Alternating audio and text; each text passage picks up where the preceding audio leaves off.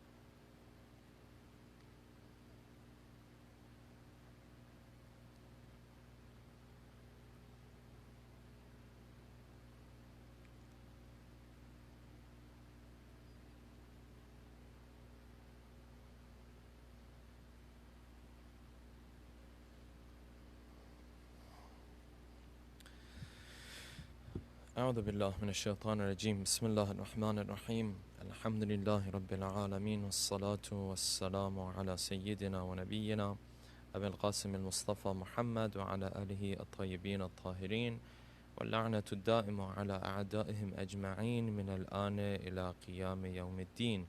For the love of our beloved Prophet and his beloved progeny, please recite a loud salawat. Allahumma salli ala Muhammadin wa ala Muhammad. For the hastening in the return of our beloved 12th Imam, please recite another loud salawat. Allahumma salli ala Muhammadin wa ala Muhammad. As we normally do, I'll go through the names of the sponsors of tonight's program.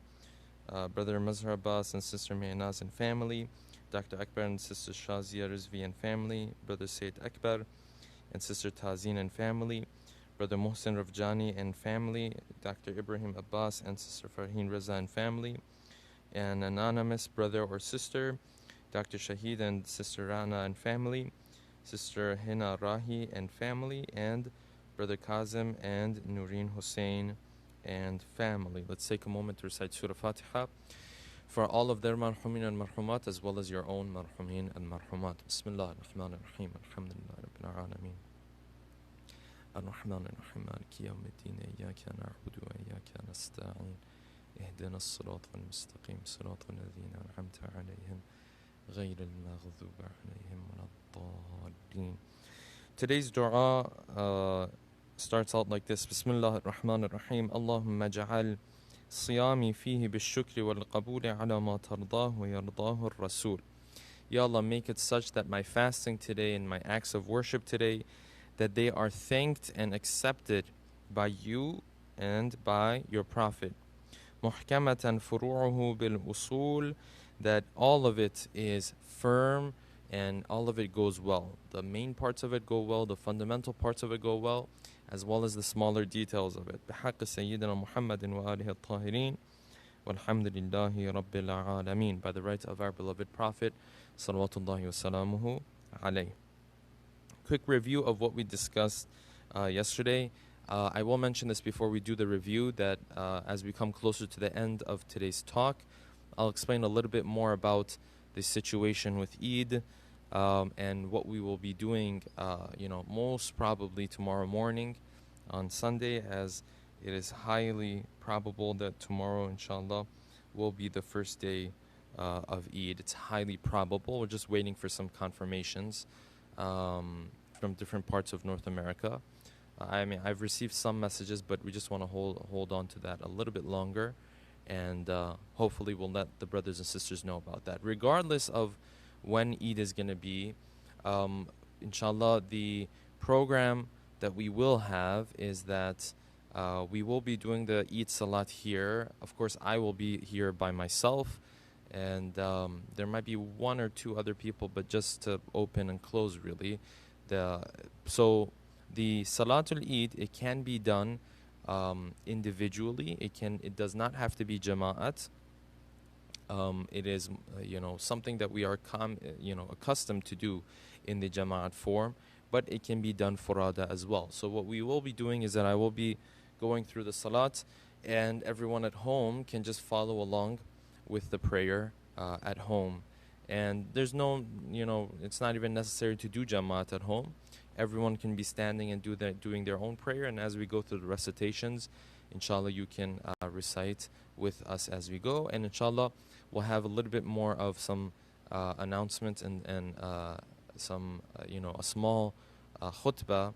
Of course, the khutbah from a fiqhi perspective only applies when you're doing the salat as jama'at.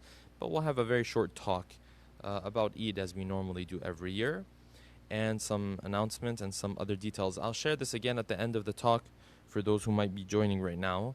But just wanted to give you that idea that most probably Eid will be tomorrow, but we're just waiting for some confirmation. And inshallah, once we have that, we will announce it in the groups. Quick review of what we discussed yesterday. We said that Yusuf alayhi salam, when he was able to interpret the dreams of these two individuals, he turned to them, he turned to the one who felt like he was going to be able to make it out of prison. And he said, if you can remind your king about me. And of course, this person, as the Quran says, فَأَنْسَاهُ الشَّيْطَانِ, Shaitan made him forget. And because of this, فَلَبِثَ فِي السِّجْنِ بِضَعَ سِنِينَ, because of this, Yusuf, he ended up staying in prison for years and years. Bid'a, we said it refers to something between 3 and 9 and 10. So maybe 5, 6, 7, 8 years, Yusuf alayhi salam, he ended up in this prison. Okay. Then there came a point where the king had this dream, and this dream was that these 8 cows, or these 7 cows that were very skinny, were eating these other 7 cows that were very fat and plump. And he was very confused about this. He came to his own people, and of course they weren't able to interpret this dream for him. And so this individual who was working for the king again now, who was working in the palace of the king, he said, listen, I know somebody who can interpret this dream for you. He went to Yusuf alayhi salam. Yusuf, ayyuha as-siddiq aftana. Oh Yusuf, give us an opinion with regards to this situation where you have these 7 skinny cows and you have the 7 fat cows. And then you have the 7 green wheats and you have the 7 yellow wheats. What is your opinion in this regard? Yusuf gave him his opinion. He said, قَالَ تَزْرَعُونَ سَبْعَ سِنِينَ الدَّأَبَ فَمَا حَسَدْتُمْ فَذَرُوهُ فِي سُنْبُلِهِ إِلَّا قَلِيلًا مِمَّا تَأْكُلُونَ. He said, for 7 years, you guys are going to plant, right? You're going to grow your crops as much as you can, and you're going to store them. And the way you store them is that you do not take them out of the ear of this wheat. You do not grind this wheat to turn it into flour, because then it will go bad.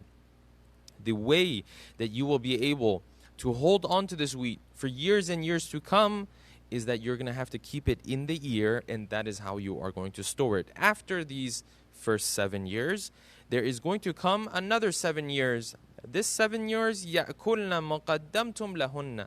It will eat up everything that you have prepared for it. إِلَّا قَلِيلًا مِمَّا تُحْسِنُونَ. Except for a little bit that you will use to, again, grow crops.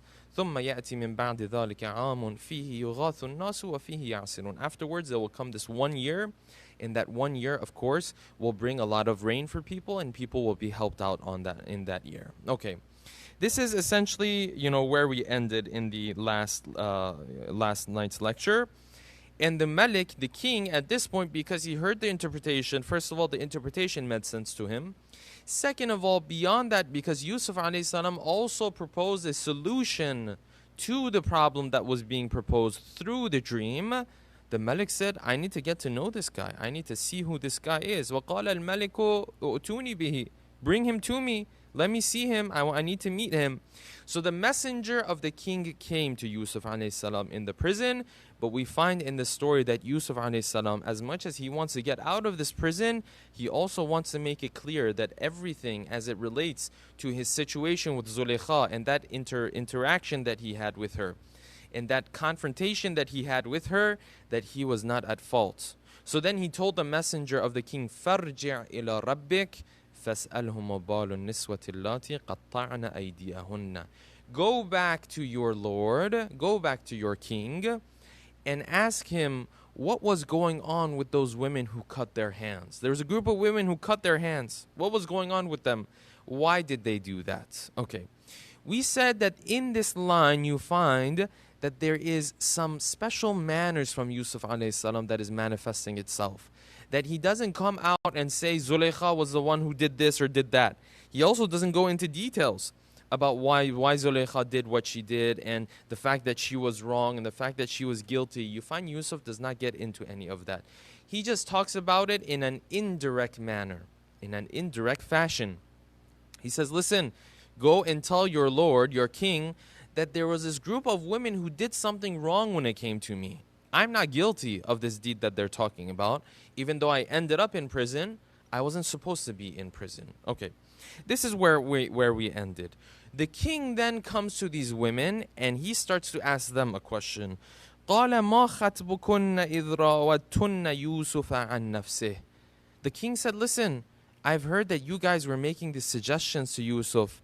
Is this true? Can you tell me the truth of what happened? What was going on? What was this big issue that you guys had in mind when you kept approaching Yusuf alayhi salam?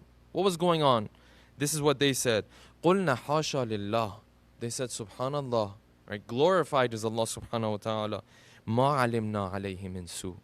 We do not know anything about Yusuf to be evil. We do not know him to be evil in any shape or form or manner. Meaning that if anything happens, it was not Yusuf's fault. It's interesting.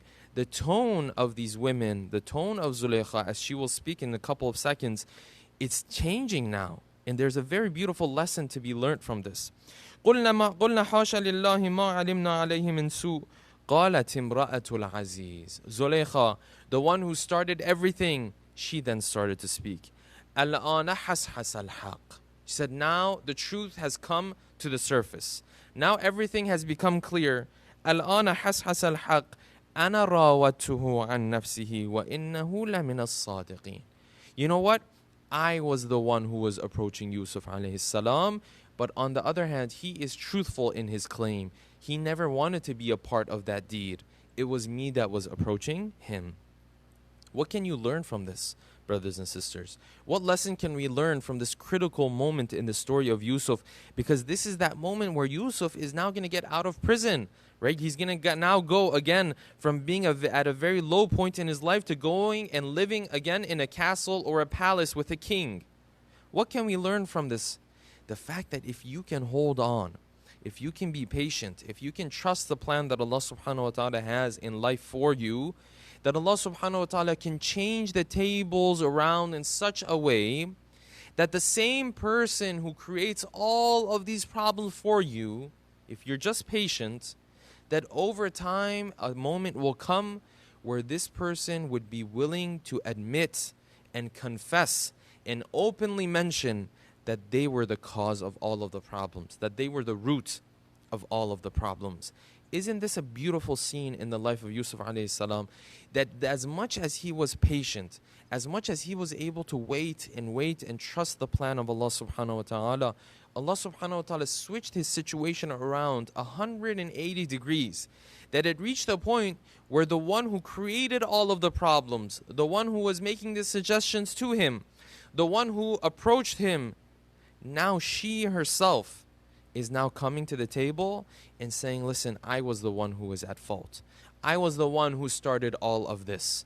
This is a moment of purity for Yusuf alayhi salam. But this only happens because Yusuf is patient. This only happens because Yusuf is trusting the plan of Allah subhanahu wa ta'ala. And that's how things happen sometimes in life. And this is a lesson for me, first and foremost, more than anybody else. That sometimes in life you will look at a situation, maybe someone has wronged you, maybe someone has taken a right away from you, and in that moment you feel like there's nothing you can do. In that moment you feel like you've been wronged. In that moment you feel like you know everyone has turned away from you. But then sometimes if you're just patient, and sometimes if you just let it stay in the hands of Allah subhanahu wa ta'ala, leave it to Allah subhanahu wa ta'ala, then you will find sometimes He will flip the table around so much and change the table around so much that all of a sudden the same person who was creating all of these problems will now come and openly admit and confess that yes, I was the one who created all of the problems. And sometimes that may not happen. Of course, this is not the promise that Allah subhanahu wa ta'ala is giving to us at all times. But what this verse does show us is that we are to learn from Yusuf alayhi salam to be patient as much as we can. Now, it takes the patience of a prophet, of course, to be able to pull something like this off. It's not an easy thing to do, but at least we can move in that direction. We also are not tested with the tests that Yusuf alayhi salam is tested with, right? We are tested with smaller tests. So at least we can try to move in that direction as much as we can. Okay, moving on. When the wife of Potiphar, when Zulaykha came forward and said this, then Yusuf says this very beautiful line. He said this, ذَلِكَ لِيَعْلَمَ أَنِّي لَمْ أَخُنْهُ بِالْغَيْبِ. I wanted her to come out and say all of this so that this one person in this story understands that I never betrayed him. Who is this one person that Yusuf alayhi salam is so worried about? Who is this one person that Yusuf is standing there and saying, you know what? I want to make sure that this person knows that I never betrayed them. This person is Potiphar. This person is the wife of Zulaykha. Yusuf says, it's good that this happened, because when this happened, now I can make it clear to Potiphar. And Potiphar can believe me that, of course, I wasn't the one who betrayed him. Now I ask you, brothers and sisters, does Yusuf alayhi salam need anything from Potiphar at this point? Of course not. He doesn't need anything from Potiphar. Even if Zulaykha doesn't come out and say anything, even if she doesn't admit or confess to anything, is Yusuf going to be good to go? Of course he's going to be good to go, because now the king needs him, because now the king knows that this person is special. So he's already out of trouble. But then he says, still I wanted this to be a message to Potiphar, that I wanted him to know that I would never betray him in his absence. What is this teaching us? That sometimes when there are people in your life, even though they did a little bit of good for you, you are to continuously remember them. If there is something good you can do for them, then you would do that good thing for them. What did Potiphar do for Yusuf alayhi salam? Well, at the end of the day, Yusuf was a slave that Potiphar bought. And he brought him into his house.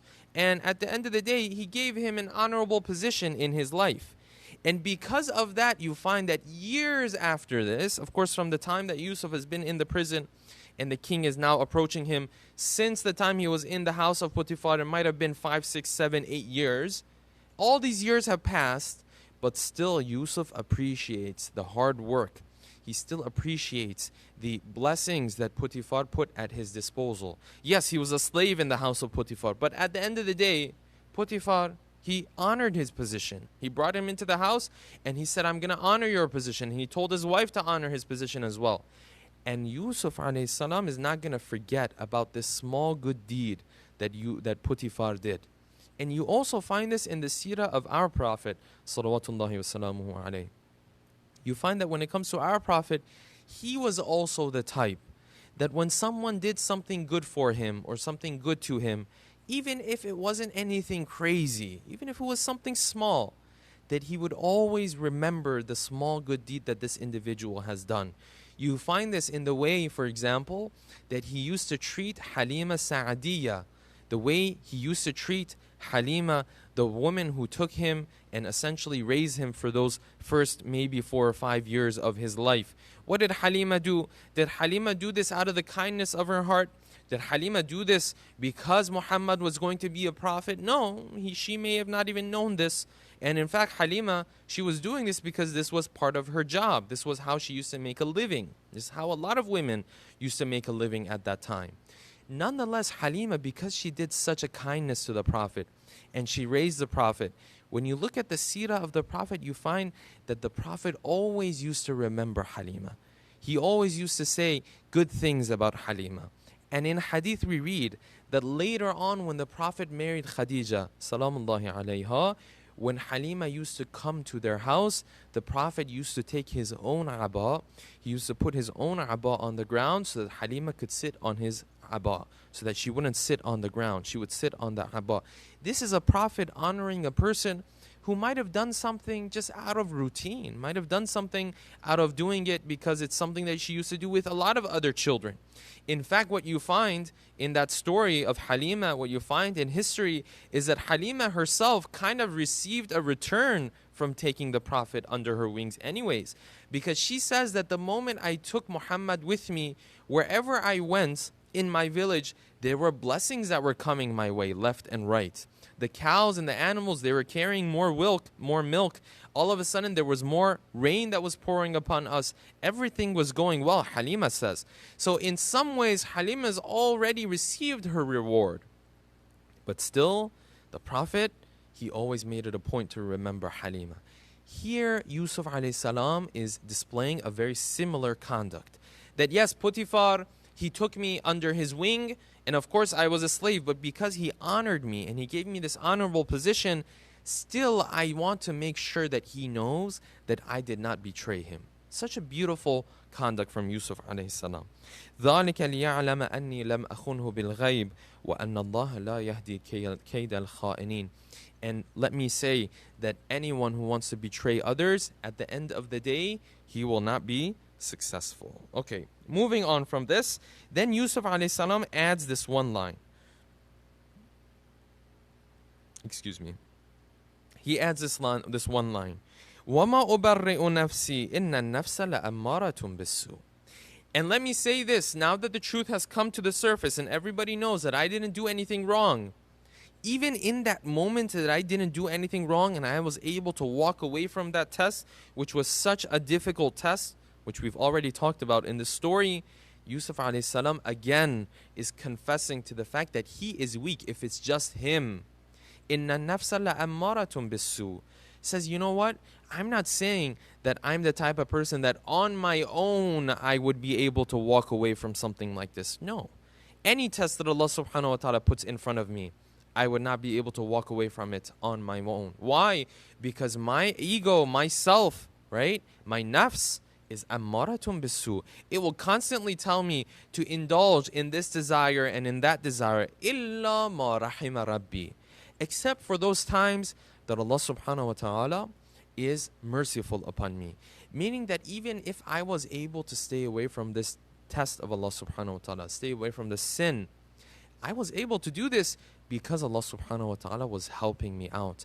And we talked about this before, that when we come across tests, it's very important that we don't come across them and approach them in this confident manner. And by the confidence I'm referring to, I mean the fake type of confidence. Fake type of confidence is that confidence where you're relying on yourself. And we don't believe in that in Islam.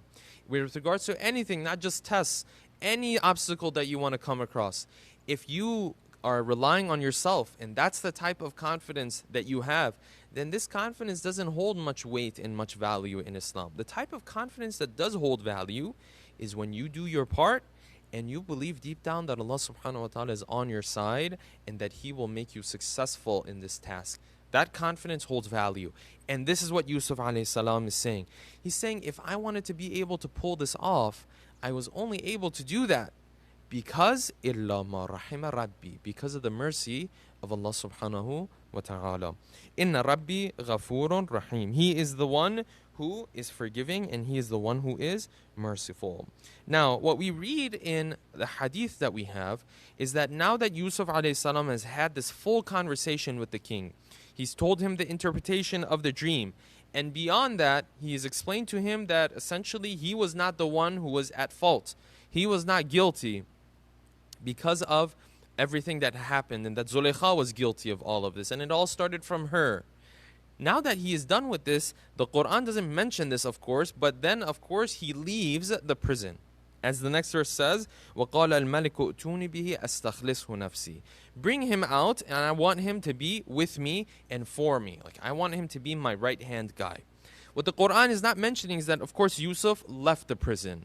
What we read in hadith is that when Yusuf alayhi salam was leaving the prison, he was still repenting to Allah subhanahu wa ta'ala. He was still asking the forgiveness of Allah subhanahu wa ta'ala. And it's very beautiful because the hadith says that he then went to sajda and he said, Ya Allah, if my face is not worthy of your mercy, essentially if my deeds and my actions are not worthy of your mercy, then I ask you by those great grandfathers that I have. And of course his grandfathers, some of them were prophets, of course.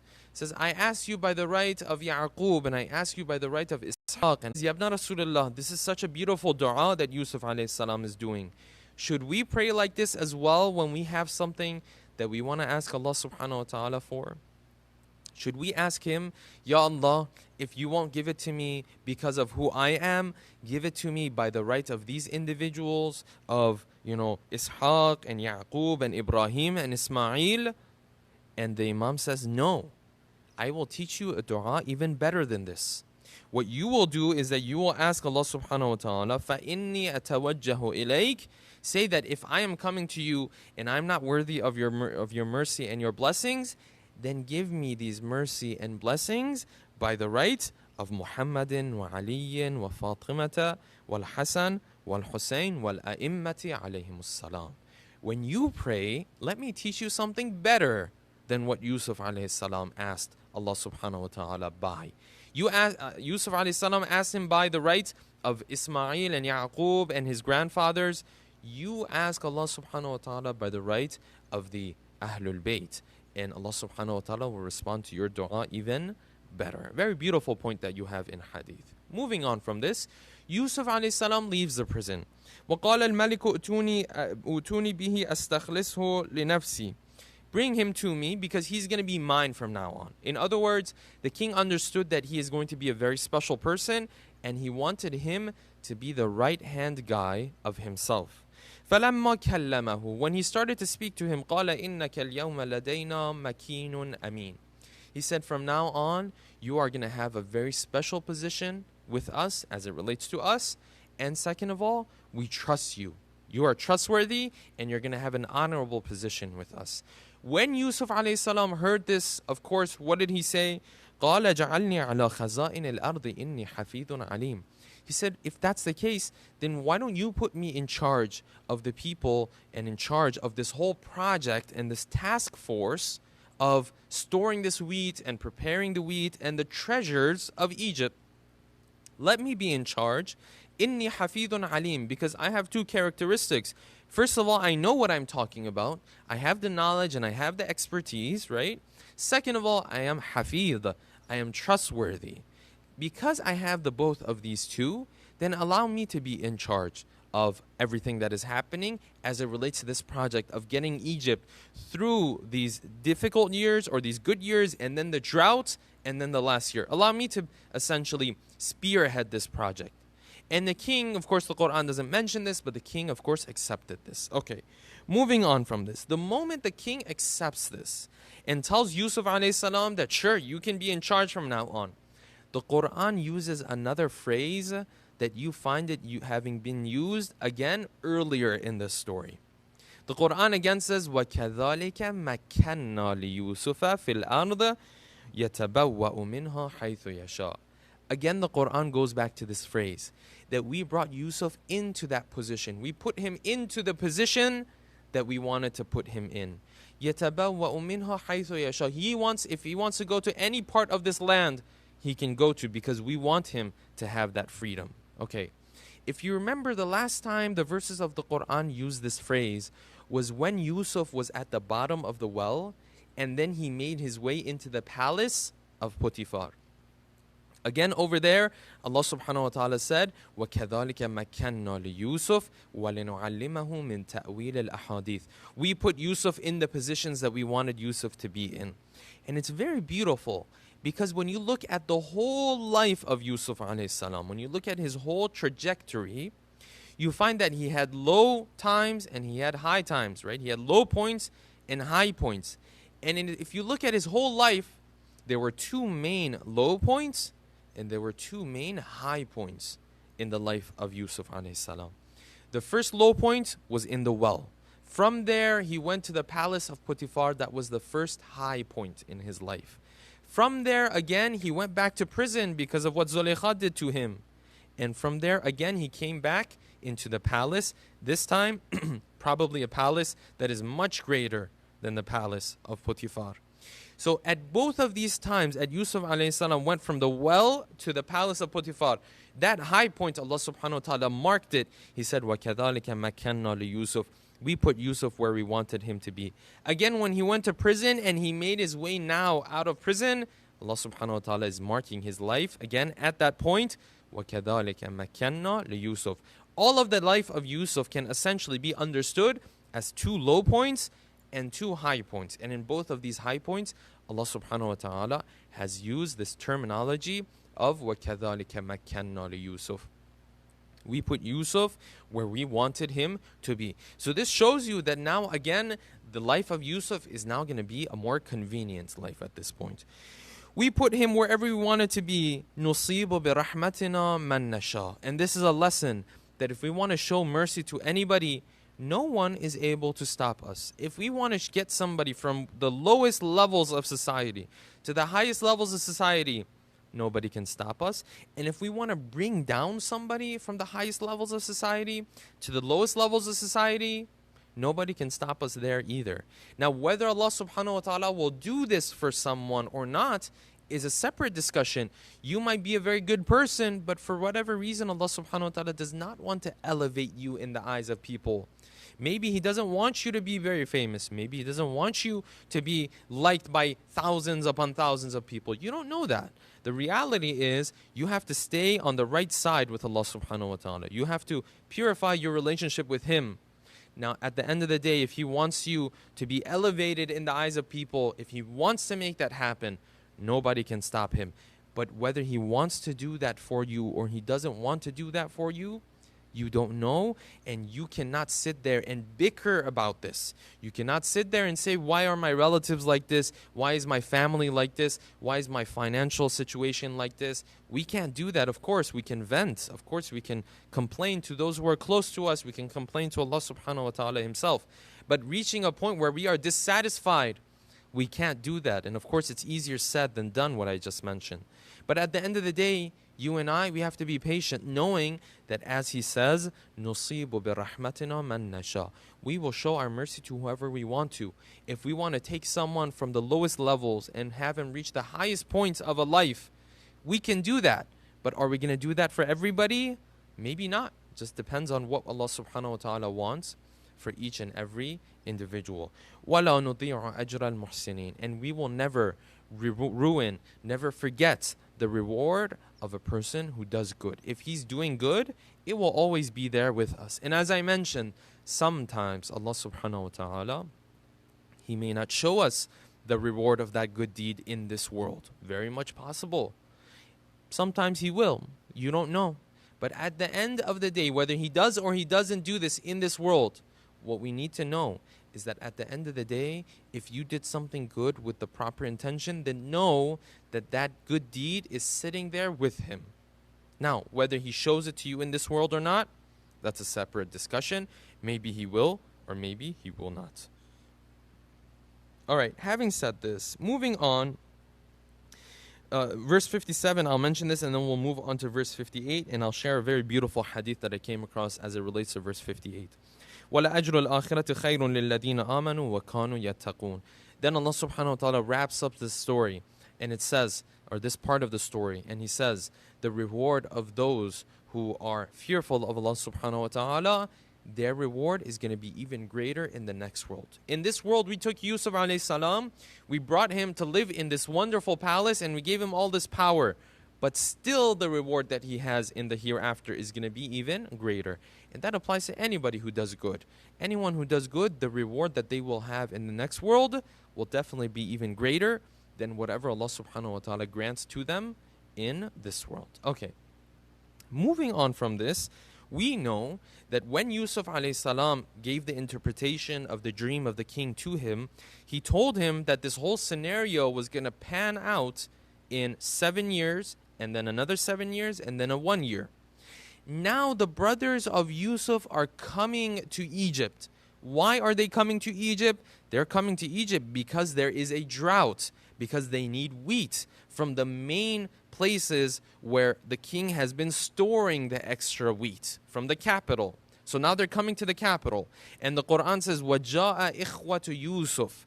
Now the brothers of Yusuf are coming, and of course they're not going to come to the king directly. They're going to come to Yusuf, who is the head of the task force of managing this whole drought. Having said this, we now understand that this has to be a 7-year gap at least between when Yusuf has left the prison and when the brothers are coming to him, because there's no way the drought would have started earlier than 7 years. So this 7 years, you add it to this timeline of Yusuf alayhi salam, and now you can imagine how much Yusuf alayhi salam has grown as an adult, and maybe some of his brothers are even old at this point. Maybe not as old as Yaqub, but they're even old at this point. And because of this, if they do come to see Yusuf alayhi salam, it is not surprising that they would not recognize Yusuf at all. Maybe when they came into the courtyard of Yusuf and they saw Yusuf with their own eyes, maybe they could have told that Yusuf is a very good-looking individual. He's a very attractive individual, that he is very, Allah subhanahu wa ta'ala has blessed him with his looks. But could they have assumed and guessed that this is that same Yusuf? No, because Yusuf left when he was 9 years old. And now, maybe he's 30, maybe he's 40 years of age. We don't know. We just know you have to add another 7 years to this timeline that Yusuf alayhi salam has had.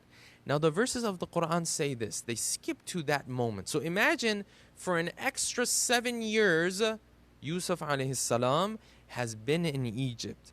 And the point to remember is this, that as Yusuf alayhi salam has been in Egypt, does he know where his father is? Think about that for a second. Does Yusuf alayhi salam know where his father is? Hold on to that. We're going to share a hadith about that in just a second. These brothers come. وَجَاءَ إِخْوَةُ يُوسُفَ فَدَخَلُوا عَلَيْهِ فَعَرَفَهُمْ وَهُمْ لَهُ مُنْكِرُونَ. The brothers of Yusuf came and they entered upon Yusuf. Okay. When they entered upon Yusuf, the Quran says, فَعَرَفَهُمْ. Yusuf knew them very quickly. Right there and then, he was able to figure out, these are my brothers. وَهُمْ لَهُ مُنْكِرُونَ. But his brothers did not know that this was him. Okay, take a look at the emotional resilience it takes from Yusuf alayhi salam to be able to hold back his identity. Think about this. These are the brothers that maybe 20, maybe 30 years ago caused all of this trouble. They caused all of this pain for Yusuf and his father, right? They created all of this trouble for them. And now Yusuf is seeing them after 20 or 30 years. Imagine how patient you have to be not to blurt out something, not to just unveil your identity, not to just go out there and say, I'm Yusuf. No. And this is really something that we have to learn from the Prophet Yusuf alayhi salam. The emotional balance that he has in his life. That when things are low, he's balanced. When things go up and things are high, he's balanced again.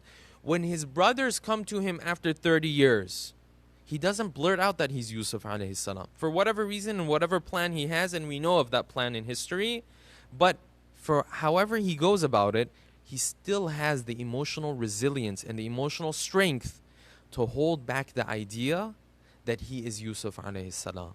This is very important. If we were in a situation like this, forget about a situation like this, something much, much less than this, we wouldn't be able to hold back.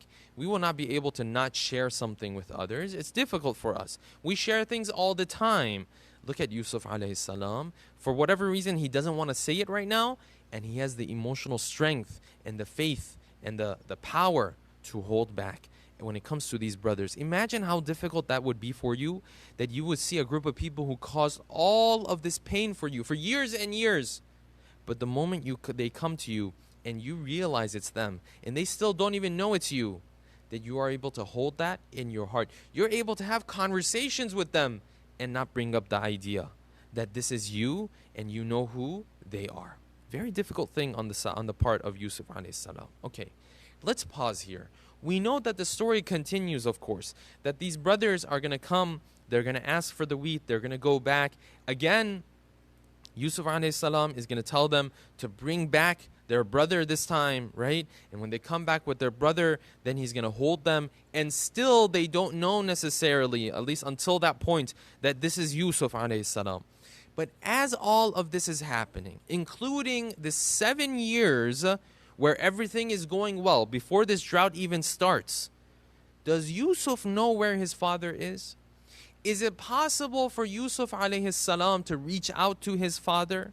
See, if you look at it from the other situation, from the other side, Yaqub alayhi salam, he doesn't know where his son is. He doesn't know where he can find his son.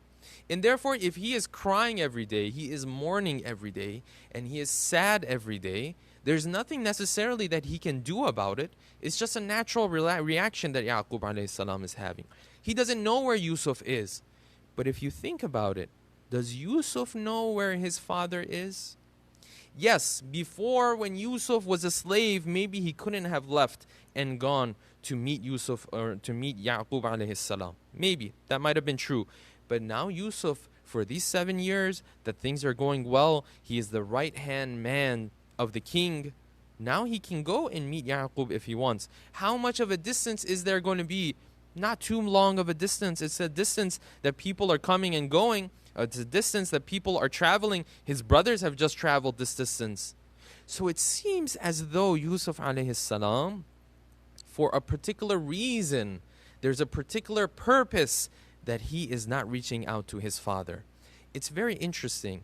From the hadith that we have from the 6th Imam salawatullahi alayhi, he says when you look at this situation where Yaqub wanted to meet Yusuf, but Yusuf had to hold back. And of course, Yusuf wanted to meet Yaqub as well, no doubt about that. But he had to hold back.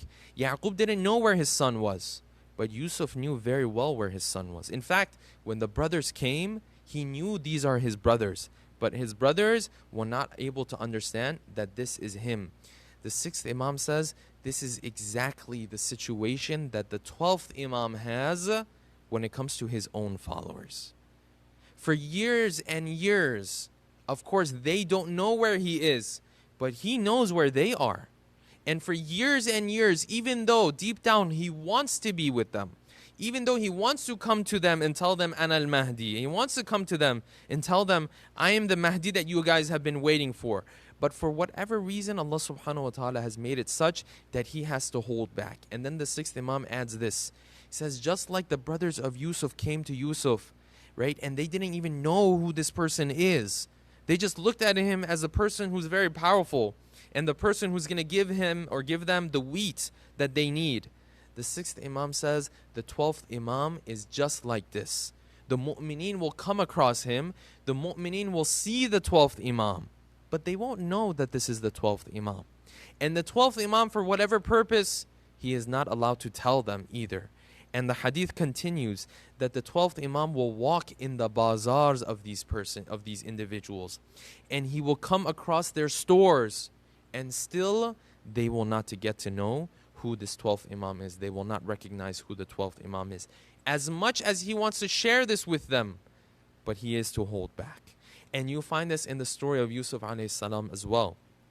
Like I said, Yaqub didn't know where Yusuf was, but Yusuf knew very well where Yaqub was. Yaqub may have not had the power to infiltrate into Egypt and find his son, but his son completely had the power to go towards his father, and still he did not do this. And it seems as though this was a command from Allah subhanahu wa ta'ala, that Yaqub has to go through this pain of waiting and just anticipating that day when his son actually shows up. And this is very similar to what you find with the 12th Imam based on this hadith from Al-Imam As-Sadiq salawatullahi wa salamuhu alayhi. Inshallah, as we move on, as I mentioned, we're not going to be able to finish the story of Yusuf alayhi salam. I'll bring the talk to an end here, and inshallah we'll continue with this story moving on from our next Friday's session, our tafsir sessions that we normally have, until we're done with the tafsir of Surah Yusuf. And some key parts of the story are still left, so we'll have to discuss those inshallah. And we'll continue from this part. Of course, the brothers of Yusuf came, and Yusuf was able to come up with this idea of how he can get his hands on his brother and bring his brother to him, how he can bring Binyamin towards him. And that moment, of course, where Yaqub alayhi salam, his eyesight is returned to him with a shirt. And this shirt seems to have been a very special shirt. It seems to have been a blessed shirt. So we'll talk about that inshallah after the month of Ramadan is over. So that brings that to an end. I want to take a moment inshallah to just again review the program that we will be having for tomorrow. We're still waiting on the confirmation for Eid, but 99% it will be tomorrow. And so just about 10:15 the takbirat of the Eid Salat will start tomorrow. Then we will have the Eid Salat. As I mentioned at the beginning of the talk, you can follow along individually at home. And so there is no need necessarily to do Eid Salat in Jama'at. During the time of the Imam, during the time of the presence of the 12th Imam, it is wajib to be done in Jama'at, but during his absence, it can be done in Jama'at or it can be done individually as well. So I'll be doing it here and I'll be performing it here, and inshallah whoever is at home, they can follow along 10:30. Inshallah, that after that I'll have a very quick talk just about Eid and some of the announcements we want to make. Afterwards, we'll have inshallah one or two of the brothers from the management of CFK will have a couple of words to mention, and afterwards ziyarat, and also we will have a video from the Eid celebrations that our brothers and sisters are having at home. Of course, our Eid this year is going to be very different, but hopefully we can put together these videos and these submissions and bring a little bit of a sense of community to our Eid celebrations this year. So that will be the program tomorrow. If you have not paid the fitrah, you can pay it right when it's Maghrib time tonight. If tomorrow is Eid, so let's wait for that. But once it's confirmed it's Eid, then you can pay on the website, on the City of Knowledge website. The information has been sent out in the WhatsApp group, I think 1 or 2 days ago. And Zakatul Fitra is going to be $10 per person, inshallah. With that, we'll bring the talk to an end. Thank you very much for being with us throughout the month of Ramadan. I hope that inshallah the lectures that were provided and the content that was provided, hopefully it was of benefit. Of course, I personally wanted to choose a topic that, especially now that we had all the kids at home and everyone was at home watching, that the whole family could be able to connect with. And that's why I went with the story of Yusuf alayhi salam. And my efforts and essentially the work that we put in was done with the hope and with the aim that the content can be delivered in such a way where we can take deep concepts from Tafsir al-Mizan and other tafasir and point those out, but explain it in a way where it can be understood by maybe the 5 or 6 year old or the 7-year-old or the 10-year-old that you have at home. And we pray and I hope that we were successful in achieving this feat. So let me know, inshallah, if anyone has any feedback, please do let me know, and we would definitely appreciate that. These are the final moments maybe of the month of Ramadan. So during these final moments, pray, inshallah, keep me in your du'as, keep my family in your du'as, my parents, friends and relatives, keep all of them in your du'as. And hopefully, inshallah, I want to congratulate you and pray that you have a blessed Eid. Of course, it's Eid and we want to meet all of our relatives, but at the same time, we do have to be careful and we do have to be cautious. I know things are reopening, and I know that somebody has asked that all the masjids be reopened by this weekend, but we have to be careful, inshallah. So I know that it's Eid, but let's take our precautions and stay safe, inshallah. Thank you very much.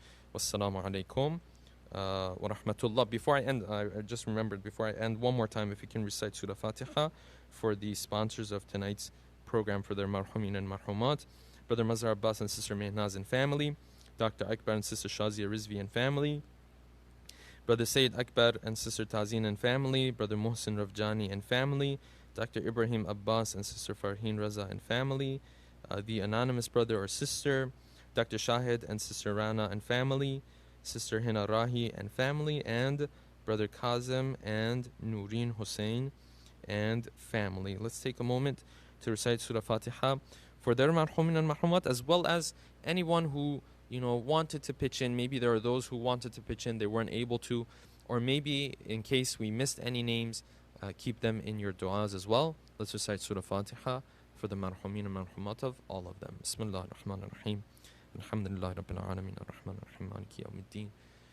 إياك نعبد وإياك نستعين اهدنا الصراط المستقيم صراط الذين أنعمت عليهم غير المغضوب عليهم ولا الضالين.